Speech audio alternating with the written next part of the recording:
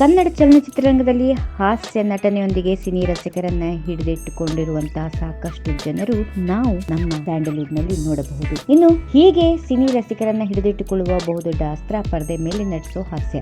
ಇನ್ನು ಹಾಸ್ಯ ಕಲಾವಿದನ ಬದುಕಿನ ಹಿಂದೆ ಅದೆಷ್ಟು ಕಷ್ಟಗಳು ಇರುತ್ತವೆ ಎನ್ನುವುದನ್ನ ಅವರ ಜೀವನದಲ್ಲಿ ಒಂದಿಷ್ಟು ಇಣುಕಿ ನೋಡಿದಾಗ ಗೊತ್ತಾಗುತ್ತೆ.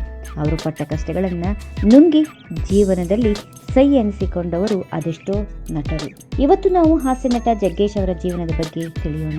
ಜಗ್ಗೇಶ್ ಅಂದ ತಕ್ಷಣ ನೆನಪಿಗೆ ಬರುವುದೇ ಹಾಸ್ಯ. ಹಾಸ್ಯಕ್ಕೆ ಹೆಸರಾದವರು ಜಗ್ಗೇಶ್ ಅವರು. 3-4 ದಶಕಗಳಿಂದ ಕನ್ನಡ ಚಿತ್ರರಂಗದಲ್ಲಿ ಜಗ್ಗೇಶ್ ಎಂಬ ನಾಮಾಂಕಿತದಿಂದ ಜನಪ್ರಿಯರಾಗಿರುವ ನವರಸ ನಾಯಕರು ಇವರು. ನಿಜ ನಾಮ ಈಶ್ವರ್ ಗೌಡ. ಬೆಂಗಳೂರಿನಲ್ಲಿ ಶ್ರೀರಾಮ್ಪುರದಲ್ಲಿ ಹುಟ್ಟಿ ಬೆಳೆದ ಈಶ್ವರ್ ಗೌಡಗೆ ಜಗ್ಗೇಶ್ ಅಂತ ನಾಮಕರಣ ಮಾಡಿದ್ದು ಅವರ ತಾತ. ಅದು ಹೇಗೆ ಅಂತೀರಾ? ಜಗ್ಗೇಶ್ ಅವರ ತಾತ ಅವರಿಗೆ ಫೇವರೇಟ್. ಯಾವಾಗ್ಲೂ ಅವರ ಬಾಯಲ್ಲಿ ಬರುತ್ತಿದ್ದ ಒಂದು ಮಾತು ಏನು ಅಂದ್ರೆ, ಈಶ್ವರ್ ಒಳ್ಳೆಯವನೇ, ಆದ್ರೆ ಅವನು ಜಗತ್ತಿಗೆಲ್ಲ ಒಡೆಯನಾಗಬೇಕು, ಜಗ್ಗೇಶನಾಗಬೇಕು ಅಂತ ಹೇಳ್ತಿದ್ರಂತೆ. ಆಗ ಜಗ್ಗೇಶ್ ಅಂತ ನಾಮಕರಣ ಮಾಡಿದ್ದೆ ಅವ್ರ ತಾತ ಎಂದು ಹೇಳುತ್ತಾರೆ ನವರಸ ನಾಯಕ ಎಂದು ಖ್ಯಾತಿ ಗಳಿಸಿರುವ ಜಗ್ಗೇಶ್ ಅವರು. ಇನ್ನು ನವರಸ ನಾಯಕನಾಗಿ ಪ್ರಖ್ಯಾತಿ ಪಡೆದಿರುವ ಜಗ್ಗೇಶ್ ಅವರು ಜನಿಸಿದ್ದು 17 ಮಾರ್ಚ್ 1963 ತುಮಕೂರು ಜಿಲ್ಲೆಯ ತುರುವೇಕೆರೆ ತಾಲೂಕಿನ ಮಾಯಸಂದ್ರ ಗ್ರಾಮದಲ್ಲಿ. ನಟ ಜಗ್ಗೇಶ್ ಹುಟ್ಟಿ ಬೆಳೆದದ್ದೆಲ್ಲ ಬೆಂಗಳೂರಿನ ಶ್ರೀರಾಮಪುರದಲ್ಲಿ. ಇವರ ತಂದೆ ಶಿವಲಿಂಗಪ್ಪ, ತಾಯಿ ನಂಜಮ್ಮ. ಇವರು ಪರಿಮಳ ಎನ್ನುವವರನ್ನ ತಮ್ಮ ಬಾಳ ಸಂಗಾತಿಯನ್ನಾಗಿ ಸ್ವೀಕರಿಸಿದ್ದಾರೆ. ಮಗ ಗುರ್ರಾಜ್ ಮತ್ತು ಯತಿರಾಜ್, ಸಹೋದರ ಕೋಮಲ್, ಸಹೋದರಿ ವಿಜಯಲಕ್ಷ್ಮಿ ಮತ್ತು ಮಹಾದೇವಿ. ಜಗ್ಗೇಶ್ ಅವರಿಗೆ ವ್ಯಾಸಂಗ ಮಾಡುತ್ತಿರುವಾಗಲೇ ಸಿನಿಮಾ ರಂಗದಲ್ಲಿ ನಟಿಸುವ ಆಸೆ ಹುಟ್ಟಿಕೊಂಡಿತ್ತಂತೆ. ಮಾತಿನಲ್ಲಿ ಜಗತ್ ಕಿಲಾಡಿಯಾಗಿರುವ ನಟ ಜಗ್ಗೇಶ್ ಅವರು ಕನ್ನಡ ಚಿತ್ರರಂಗದಲ್ಲಿ ಬೆಳೆದು ಬಂದ ದಾರಿ ಈ ರೀತಿಯಾಗಿದೆ. ಎದುರಿಸಿರುವ ಅವಮಾನ, ದೊಡ್ಡ ನಟನಾಗಬೇಕೆಂಬ ಹೆಬ್ಬೈಕೆ ಚಿತ್ರರಂಗಕ್ಕೆ ಕಾಲಿಟ್ಟ ಜಗ್ಗೇಶ್ ಅವರಿಗೆ ಅವಕಾಶಗಳು ಅಷ್ಟು ಸುಲಭವಾಗಿ ಏನೂ ಸಿಗಲಿಲ್ಲ. ತುತ್ತು ಅನ್ನಕ್ಕೂ ಜಗ್ಗೇಶ್ ಅವರು ಪಟ್ಟಿರುವ ಕಷ್ಟ ಅಷ್ಟಿಷ್ಟಲ್ಲ.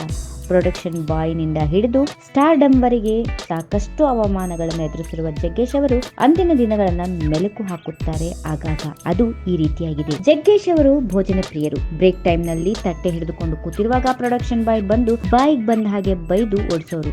ಆಗ ಜಗ್ಗೇಶ್ ಅವರಿಗೆ ತುಂಬಾ ಅವಮಾನ ಆಗೋದು. ಆಗ ಅವರ ಜೀವನದಲ್ಲಿ ನನ್ನ ಕಾಲ್ ಮೇಲೆ ನಾನು ನಿಲ್ಲುವವರೆಗೆ ನಾನು ನಾನ್ ವೆಜ್ ಮುಟ್ಟಲ್ಲ ಅಂತ ಶಪಥ ಮಾಡಿದ್ರು. ಹೀಗಾಗಿ ಅವರು 7 ವರ್ಷ ನಾನ್ ವೆಜ್ ತಿಂದೇ ಇರಲಿಲ್ಲ. ಶೂಟಿಂಗಿಗೆ ಹೋದ್ರೆ ಅವರಿಗೆ ಸರಿಯಾಗಿ ರೂಮ್ ಕೊಡ್ತಾ ಇರಲಿಲ್ಲ. ಪ್ಯಾಸೇಜ್ ನಲ್ಲಿ ಮಲ್ಕೊಳ್ಬೇಕಿತ್ತು. ಎಲ್ಲಾ ಅವಮಾನಗಳನ್ನ ಸಹಿಸಿಕೊಂಡು ಈಗ ಒಂದು ಮಟ್ಟಕ್ಕೆ ಬಂದು ನಿಂತಿದ್ದಾರೆ ಜಗ್ಗೇಶ್ ಅವರು. ಅವರು ಕ್ಯಾರೆಕ್ಟರ್ ಆರ್ಟಿಸ್ಟ್ ಆಗಿ ಚಾನ್ಸ್ ಕೇಳೋಕೆ ಅಂತ ಹೋದಾಗ ಅಗ್ನಿಪರ್ವ ಎಂಬ ಸಿನಿಮಾಗೆ ಪ್ರಭಾಕರ್ ಶಿಫಾರಸ್ ಮಾಡಿದ್ರು. ಅವರಿಗೆ ಹೇಳಿದ್ದು ತುಂಬಾ ದೊಡ್ಡ ಕ್ಯಾರೆಕ್ಟರ್, ಆದ್ರೆ ರಾಜಕೀಯ ಮಾಡಿ ಚಿಕ್ಕ ಪಾತ್ರ ಕೊಟ್ಬಿಟ್ರು.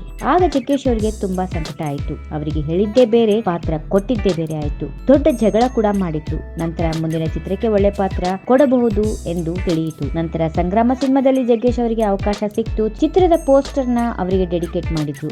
ಆಗ್ಲೇ ಜಗ್ಗೇಶ್ ಅವರ ಬದುಕಿಗೆ ಚೇಂಜ್ ಆಗಿತ್ತು. ನಂತರ ಇವರ ಜೀವನದಲ್ಲಿ ಕಷ್ಟಗಳ ನಡುವೆಯೇ ಬಂದ ಮೊದಲು ಸಣ್ಣ ಪುಟ್ಟ ಹಾಸ್ಯ ಖಳನಾಯಕನ ಪಾತ್ರಧಾರಿಯಾಗಿ ನಟಿಸಿ ಪ್ರಸಿದ್ಧರಾಗಿ ಪ್ರಬುದ್ಧರೆನಿಸಿಕೊಂಡು ಬೆಳೆದರು. 1986ರಲ್ಲಿ ಬಿಡುಗಡೆಗೊಂಡ ಕೆ.ವಿ. ರಾಜು ನಿರ್ದೇಶನದ ಗಂಡ ನನ್ನ ಬಂಡ ಚಿತ್ರದಲ್ಲಿ ಇವರು ನಾಯಕರಾಗಿ ತೆರೆಯ ಮೇಲೆ ಕಾಣಿಸಿಕೊಂಡ್ರು. ಹೀಗೆ ಹಾಸ್ಯ ಪಾತ್ರದಲ್ಲಿ ಅತ್ಯದ್ಭುತವಾದ ಹಾಸ್ಯವನ್ನ ಅಭೂತಪೂರ್ವ ಜನಮನ್ನಣೆಯೊಂದಿಗೆ ಸ್ಯಾಂಡಲ್ವುಡ್ ನಲ್ಲಿ ಎಂಟ್ರಿ ಕೊಟ್ಟರು. ಜಗ್ಗೇಶ್ ಅವರು ದೊಡ್ಡ ನಟರಾಗಲು ಚಿತ್ರರಂಗಕ್ಕೆ ಕಾಲಿಟ್ಟಾಗ ಪ್ರೊಡಕ್ಷನ್ ಬಾಯ್ಗಳಿಂದಲೂ ಕೂಡ ಅವಮಾನವನ್ನ ಎದುರಿಸಿದವರು. ಆಗಿನ ಸೋಲು ಒಂದು ರೀತಿಯದ್ದಾದರೆ ಜಗ್ಗೇಶ್ ಅವರಿಗೆ ಚಿತ್ರರಂಗದಲ್ಲಿ ನಟರಾಗಿ 50ಕ್ಕೂ ಹೆಚ್ಚು ಚಿತ್ರಗಳಲ್ಲಿ ಅಭಿನಯಿಸಿದ ಸ್ಟಾರ್ ಆಗಿದ್ದಾಗಲೂ ಮತ್ತೊಮ್ಮೆ ದೊಡ್ಡ ಮಟ್ಟದ ಸೋಲನ್ನ ಅನುಭವಿಸುತ್ತಾರೆ. ವಿಶೇಷವಾಗಿ ಮೇಕಪ್ ಎಂಬ ಸಿನಿಮಾವನ್ನ ತಮ್ಮ ನಿರ್ಮಾಣದಲ್ಲಿ ಮಾಡ್ತಾರೆ. ಅದು ಯಾವುದೋ ಒಂದು ಕಾರಣಕ್ಕೆ ಮಿಸ್ ಆಗಿ ಯಶಸ್ವಿ ಕಾಣದೆ ಲಾಸ್ ಆಗುತ್ತದೆ. ಆಗ ಮತ್ತೊಮ್ಮೆ ಚಿತ್ರರಂಗದಲ್ಲಿ ದೊಡ್ಡ ಮಟ್ಟದ ಸೋಲನ್ನ ಜಗ್ಗೇಶ್ ಅವರು ಅನುಭವಿಸುತ್ತಾರೆ. ಆಗ 1.52 ಕೋಟಿ ಬಜೆಟ್ ಆಯ್ತು. ಬಿಡುಗಡೆ ಮಾಡಿದಾಗ 71 ಲಕ್ಷ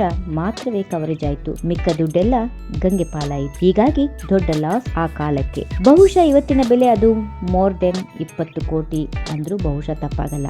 ಇದಾದ ನಂತರ ಎಲೆಕ್ಷನ್ಗೂ ಬಳಸ್ಕೊಂಡ್ರು ಜಗ್ಗೇಶ್ ಅವರು. ಅಲ್ಲೂ ಕೂಡ ಅವರು ಸೋತರು. ಬಹುಶಃ 2004ರಲ್ಲಿ ಅದು ಜಗ್ಗೇಶ್ ಅವರಿಗೆ ಜೀವನ ತುಂಬಾ ಕಠಿಣವಾದ ದಿನಗಳು ಅವು. ಅವತ್ತಿನ ಕೆಲವು ಜನ ನಿರ್ಮಾಪಕರು ಜಗ್ಗೇಶ್ ಅವರಿಗೆ ಇಷ್ಟು ಹಣ ನಿಮಗೆ ಕೊಡಲು ನೀವು ಅನ್ಫಿಟ್, ನಿಮ್ಗೆ ದುಡ್ಡು ಕೊಡೋಕೆ ಆಗಲ್ಲ, ನೀವು ಇಷ್ಟಕ್ಕೆ ಮಾಡಿದ್ರೆ ಮಾಡಿ ಅಂತ ಬಹಳ ಕೆಟ್ಟದ್ದಾಗಿ ಮಾತಾಡೋಕೆ ಶುರು ಮಾಡಿದ್ರು. ಜಗ್ಗೇಶ್ ಅವರು ಲೈಫ್ ನಲ್ಲಿ ಏನಾದ್ರೂ ಮಾಡ್ಲೇಬೇಕು ಅಂತ ಡಿಸೈಡ್ ಮಾಡಿದ್ರು. ಪ್ಲಾನ್ ಮಾಡಿದ ಪ್ರಕಾರ ಲೈಫ್ ನಲ್ಲಿ ಏನನ್ನಾದ್ರೂ ಮಾಡ್ಲೇಬೇಕು ಅಂತ ಡಿಸೈಡ್ ಮಾಡಿಕೊಂಡು ಕರೆಕ್ಟ್ ಆದ ಸಮಯದಲ್ಲಿ ಕರೆಕ್ಟ್ ಆದ ಡಿಸಿಷನ್ ತೆಗೆದುಕೊಂಡು ಆ ಟೈಮ್ ನಲ್ಲಿ ನಿಂತು ಹೋಗಿದ್ದ ಮಠ ಸಿನಿಮಾ ಬಿಡುಗಡೆ ಆಯಿತು. ಆ ಸಮಯದಲ್ಲಿ ಕೆಲವು ಮಾಧ್ಯಮಗಳು ಈ ರೀತಿಯಾಗಿ ಬರೆದು 100 ಚಿತ್ರ ಬಹುತೇಕರು ಮಠ ಸೇರ್ತಾರೆ, ಅದರಲ್ಲಿ ಜಗ್ಗೇಶ್ ಖಂಡಿತವಾಗಿಯೂ ಈ ಬಾರಿ ಮಠ ಸೇರ್ತಾರೆ ಅಂತ ಬರ್ತಿದ್ರು. ದುಃಖ ಆಯ್ತು ಜಗ್ಗೇಶ್ ಅವರಿಗೆ.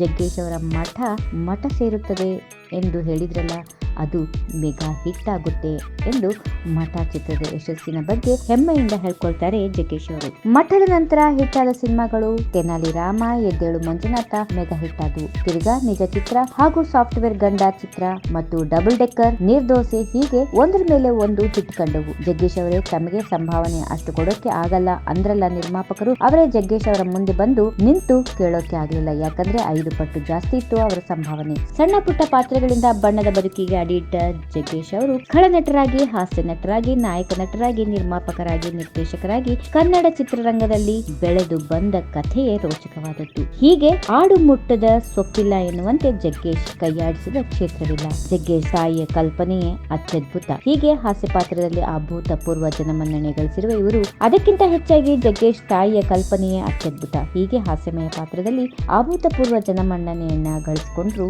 ಜಗ್ಗೇಶ್ ಅವರು. ಹಲವಾರು ಚಿತ್ರಗಳಲ್ಲಿ ಹಾಸ್ಯ ಪ್ರಧಾನ ಪಾತ್ರಗಳಿಗೆ ಹೆಸರಾಗಿರುವ ಜಗ್ಗೇಶ್ ಅವರು ತಮ್ಮ ವಿಶಿಷ್ಟ ಹಾವಭಾವಗಳಿಂದ ಕನ್ನಡ ಚಿತ್ರರಂಗದಲ್ಲಿ ತಮ್ಮದೇ ಆದ ಛಾಪನ್ನ ಮೂಡಿಸಿದ್ದಾರೆ. ಹೀಗಾಗಿ ಇವರು ಚಿತ್ರರಂಗದಲ್ಲಿ ನವರಸ ನಾಯಕರೆಂದೇ ಪ್ರಸಿದ್ಧಿಯಾಗಿದ್ದಾರೆ. ಕೇವಲ ಸಿನಿಮಾ ರಂಗದಲ್ಲಿ ಅಷ್ಟೇ ಅಲ್ಲದೆ ಜಗ್ಗೇಶ್ ಅವರು ರಾಜಕೀಯ ಕ್ಷೇತ್ರಕ್ಕೂ ಸಹ ಕಾಣಿಸಿಕೊಂಡ್ರು. ಮೊದಲು ಇವರು ನ್ಯಾಷನಲ್ ಕಾಂಗ್ರೆಸ್ ಪಕ್ಷದಿಂದ 1 ಬಾರಿ ಶಾಸಕರಾಗಿ ಆಯ್ಕೆಯಾಗಿ ನಂತರ ಇವರು ಭಾರತೀಯ ಜನತಾ ಪಾರ್ಟಿ ಪಕ್ಷಕ್ಕೆ ಸೇರಿಕೊಂಡು ತಮ್ಮನ್ನು ತಾವು ಗುರುತಿಸಿಕೊಂಡಿದ್ದಾರೆ. ಜಗ್ಗೇಶ್ ಅವರು ತಮ್ಮದೇ ಆದ ಭಿನ್ನ ರೀತಿಯಲ್ಲಿ ದೊಡ್ಡ ಮಟ್ಟದಲ್ಲಿ ಹೆಸರು ಮಾಡಿರುವ ಕಲಾವಿದರು. ಎಲ್ಲಾ ತರದ ಅಭಿನಯ, ಹಾಸ್ಯ, ನೃತ್ಯ, ಫೈಟ್, ಸೆಂಟಿಮೆಂಟ್ ಹೀಗೆ ನಟನೆಯಲ್ಲಿ ಎಲ್ಲಕ್ಕೂ ಸೈ ಎನ್ನುವಂತಹ ಮನೋಜ್ಞವಾದ ನಟರಿವರು. ಇವರು 100 ಕಾಲ ಯಶಸ್ವಿಯಾಗಿ ಬಾಳಲಿ ಎಂದು ಹಾರೈಸುತ್ತದೆ Yoyo TV. If you like this video, ಬೇಗ ಲೈಕ್ ಮಾಡಿ, ಕಾಮೆಂಟ್ ಮಾಡಿ, ಶೇರ್ ಮಾಡಿ ಹಾಗೂ ಯೋಯೋ ಟಿವಿ ಕನ್ನಡವನ್ನು ಸಬ್ಸ್ಕ್ರೈಬ್ ಮಾಡಿ.